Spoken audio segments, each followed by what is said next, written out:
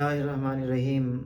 कुरान करीम सीखने और सिखाने के इस मुख्तसर लेकिन बहुत ही मुफीद कोर्स में हम आपको खुशामदीद कहते हैं।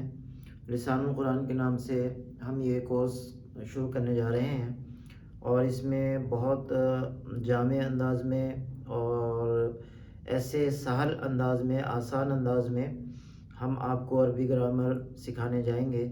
और सबसे पहले ये भी जहन में रहे कि कुरान करीम को या अरबी ज़ुबान को जो पाकिस्तान में रहने वाले लोग हैं या गैर अरब में जो रहने वाले लोग हैं वो ग्रामर जाने बगैर किसी तौर पर नहीं जान सकते हैं।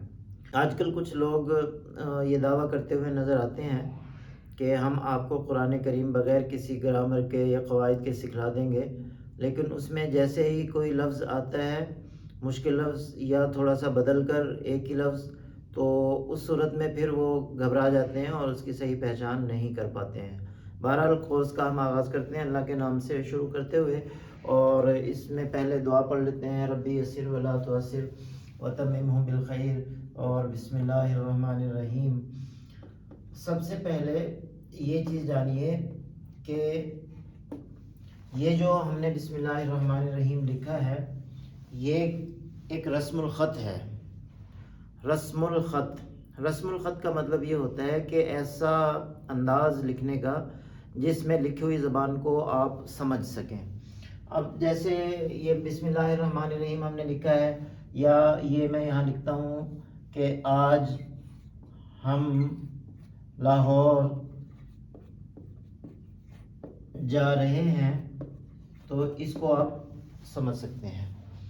इसी तरीके से अगर हम इसको अंग्रेज़ी रस्मुल ख़त के अंदर कोई चीज़ हम लिखते हैं तो वो भी आप उसको समझ सकते हैं। जैसे ये हम एक लफ्ज़ लिखते हैं या इस तरीके से हमने एक ये लफ्ज़ लिखा, तो ये दोनों लफ्ज़ आपको समझ में आ जाएंगे। उसकी वजह यह है कि ये दोनों एक रस्मुल ख़त के अंदर लिखे गए हैं। जो रस्मुल ख़त आपका जाना पहचाना उसको आप समझते हैं और जानते हैं, और इसको हम कहते हैं अंग्रेज़ी रस्मुल ख़त। ये बुनियादी तौर पर लिया गया है लातीनी रस्मुल ख़त से।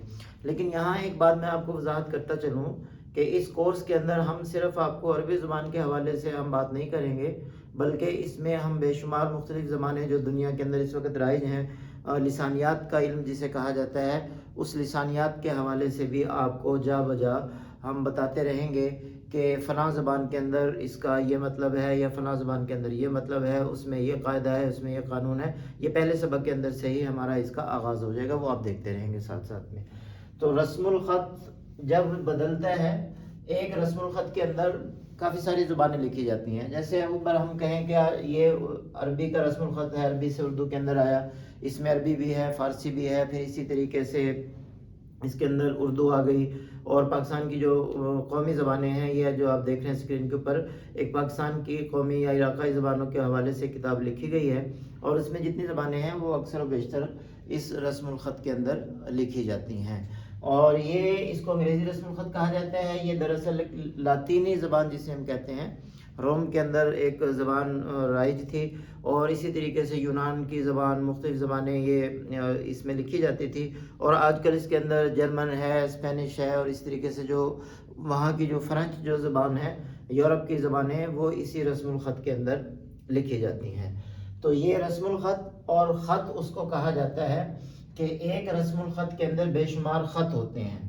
जैसे हम उर्दू की हम बात करें, ये हमारा जो रस्मुल ख़त है इसको हम कहते हैं नूरी नस्तालिक, या इसको हम नस्तालिक इसको हम कहते हैं कि नस्तालिक अंदाज में ये लिखा गया है। जबकि इसी ख़त को अगर हम इन लफ्ज़ों को अगर हम अरबी ज़बान के अंदर जैसे इस अंदाज में अगर हम लिखते हैं, जैसे अल्हम्दुलिल्लाहि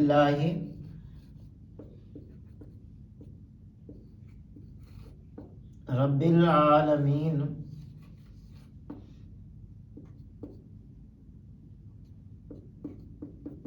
तो ये रस्मुल ख़त तो ये अरबी है, लेकिन ख़त इसका बदल गया है। ये अरबी जो इलाके हैं उनके अंदर ये ख़त इस्तेमाल किया जाता है।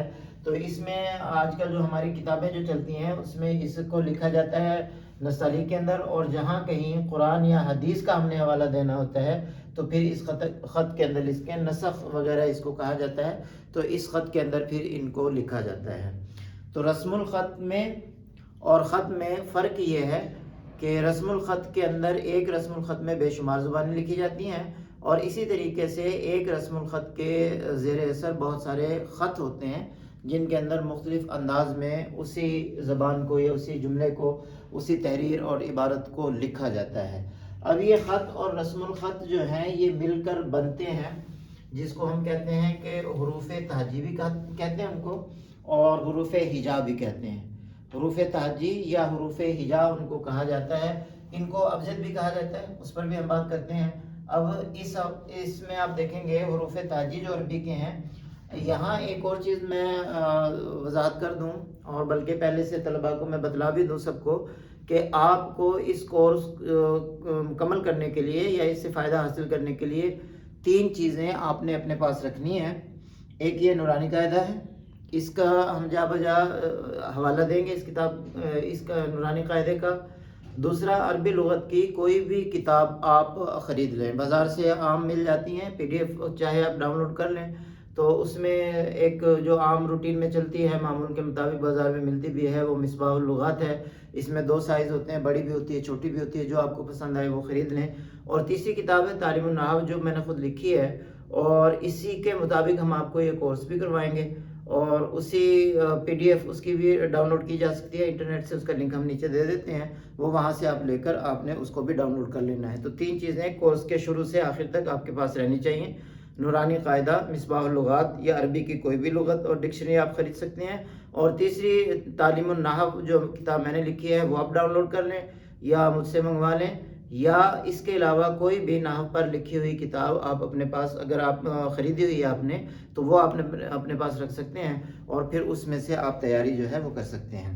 تو نورانی قاعدے میں یہ جو حروف تہجی ہمارے پاس لکھے ہوئے ہیں، ان کو اگر ہم بورڈ پر لکھیں تو الف، با، تا، اور اسی طریقے سے سا، جیم، ہا، اور یہ خا، اور پھر ہم کیا آگے دال، زال، را، زا، سین، شین، صاد، ضاد، طا، ظا، اور ہم لکھتے ہیں یہ عین، غلط لکھا گیا، عین، اور اس طریقے سے غین، فا، قاف، کاف، لام، میم، نون، واو، ہا، حمزہ، یا، اور یا۔ اچھا، یہ اگر آپ ان کو ہم شمار کر لیں، 1 2 3 4 5 6 7 8 9 10 11 12 13 14 15 16 17 18 19 20 21 22 23 24 25 26 27 28 29 اور یہ 30 بنتے ہیں۔ بہرحال اس کو دوبارہ سے ہم دیکھتے ہیں ان کو۔ سب سے پہلے ایک چیز آپ نوٹ کیجئے گا کہ جب آپ اس میں نورانی قاعدے میں دیکھیں گے تو یہاں آپ کو اس کا تلفظ لکھا ہوا نظر آئے گا با کے ساتھ، اسی طریقے سے آپ کو لکھا ہوا نظر آئے گا تا کے ساتھ، یعنی بے الف با، اس طرح کر کے اس کا ہم نے تلفظ کرنا ہے۔ یہاں ایک بحث چلتی ہے کہ ہم نے اس کو الف کو کیا، الف کے بعد جو با ہے اس کو با پڑھنا ہے یا اس کو ہم نے بے پڑھنا ہے۔ بہشتی زیور میں مولانا اشرف علی تھانوی نے اس کو با کا جو تلفظ لکھا ہے وہ بے لکھا ہے، بے تے سے اس طرح کر کے انہوں نے، یعنی بڑی اے کے ساتھ اس کو لٹا کے انہوں نے پڑھا ہے، جبکہ آپ نورانی قاعدے میں دیکھیں گے تو آپ کو یہ نظر آئے گا، اور بہشتی زیور میں آپ کو یہ نظر آئے گا۔ اب اس میں ایک اور چیز بھی ہے کہ جو ہمارے اسکول میں، پاکستان کے اندر اسکول میں پڑھائے جاتے تھے قاعدے چھوٹی جماعتوں کے اندر اردو کے، اس میں الف انار اور بے بکری، یعنی اس کو بے پڑھا جاتا تھا جس طریقے سے بہشتی زیور کے اندر لکھا ہوا ہے۔